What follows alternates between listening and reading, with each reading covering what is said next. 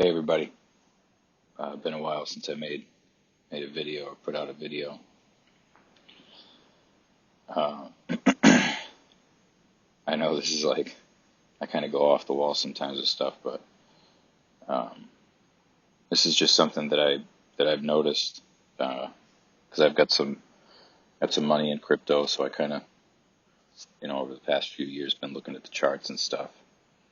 Um, so the only thing I really want to point out is here in the middle, the things that are getting bigger and smaller right now. Those are the candlesticks. That represents the price of whatever asset it is that you're charting. Each one of these candles, be it red or green, represents 1 month worth of time. That whole month, for whatever month it specifically is. So the very last one, all the way to the right, now, all the way to the right, that very last one represents July. So you can see all the way to the right of the screen where the price is, or it's not really the price, but is the 32, 34 dot, but it keeps changing, whatever. Underneath that it says 1 day and 6 hours. Well, that's because the day technically closes at, I think, 8 o'clock tomorrow. Or maybe because this is the S&P, it's like 5 o'clock tomorrow. Whatever. Um, so anyways, below the candlesticks are these bars that don't have the little lines. They don't have the big fat bodies with the little lines above and below them. Those are the volume bars. So if it's a red candle, it's a red bar, and that represents how much selling volume. So how much liquidity went into or out of. This is the way I understand it. I could be wrong. My general point is going to be correct though, even if I'm wrong on some of these specifics.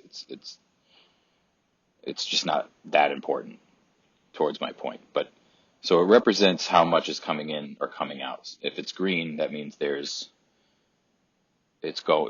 funds going in, or whatever, money going in. So if you'll notice the size of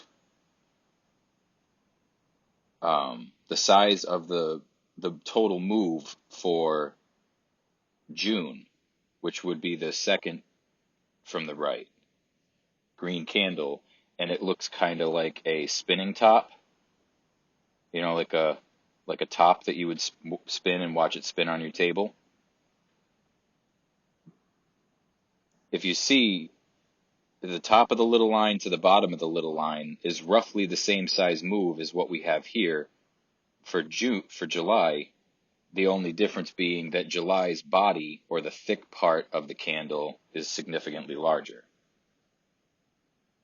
But the size of the move is roughly the same. It may be a little bit smaller, but it is roughly the same. Now look at the volume. So compare the volume. This month's move is roughly the same in overall size, significantly more body, and look at the volume, the little itty bitty baby volume. Now, there's tons of other indicators. So you have this purple line on the bottom that goes up and down and up and down and up and down. You have the blue line going across the middle of the screen. There's an orange line that follows these candles almost perfectly. And because I know things are coded, I put it as the orange one. I put as the 33, and look how well it follows the price. The blue one is the orange one represents it's the moving average of 33 of that particular time frame that you're on. So right now it's the 1 month chart. It represents the average of the 33 months prior. So if you're looking at the orange line, look straight up at a candle, and at that very moment, that price is representative of 33 months average price based on something. I don't really know. But anyways, it's an indicator. There's other ones. There's tons of other ones. Um,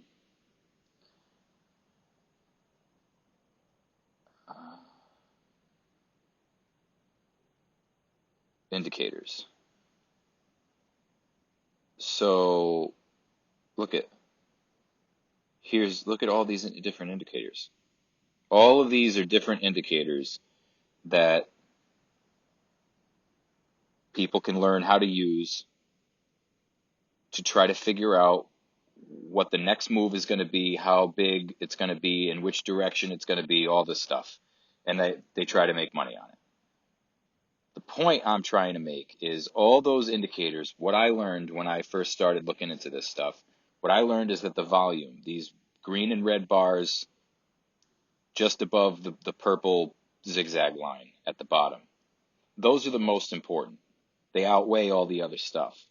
So if there's a big move with no volume to back it, then that pretty much means there's going to be an opposite move coming. So if there was a massive move to the downside and it was a small itty bitty red candle, you could expect the price to go back up shortly thereafter because that the volume wasn't there to support the move.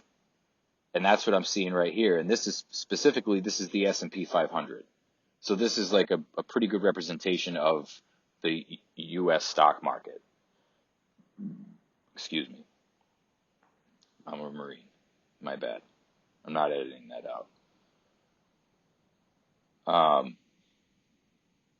This move isn't represented by volume. So if you have money in the stock market, please get it out. Put it into something else. Put it into gold. Put it into silver if you don't trust crypto. Put it under your mattress. For heaven's sakes. Do anything else. All right? If they print more money, the volume may remain low relative to the moves that are coming. All right, but let me switch this to Bitcoin. And now look at the monthly move. It's not anything extraordinary, the volume. In fact, it's a little low, but it's acceptable. If there is a move to the downside coming, it doesn't look like it'll be anything like what the stock market's about to see. So, I mean, there's still another day and 8 hours left,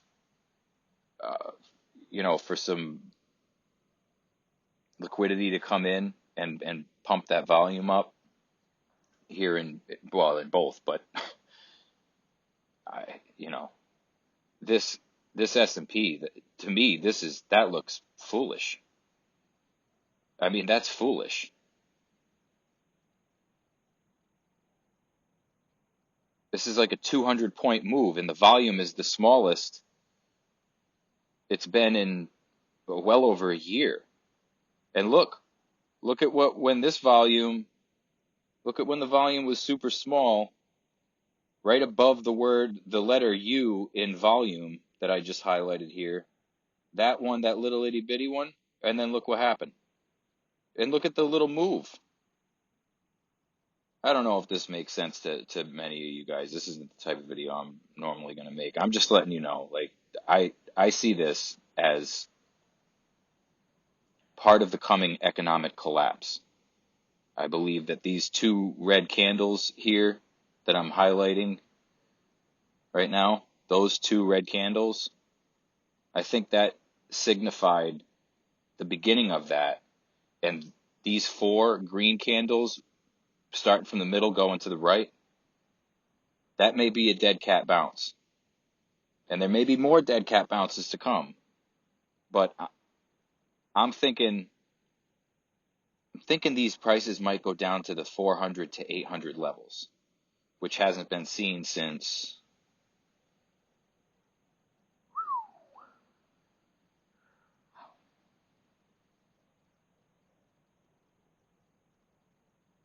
early 2000s. And before that, 90s. Think about what that's going to do to people. So it's time for everybody to put their big boy pants on, big girl pants on, start learning about how the hell to protect yourself when the price of bread goes to $50 for a loaf. I don't necessarily know the answer. I'm just telling you, it looks to me like that's about to start happening. Because this volume for this move,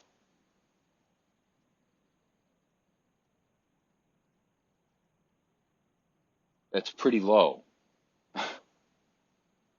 I, I don't know. Take that for what it's worth. Bye bye.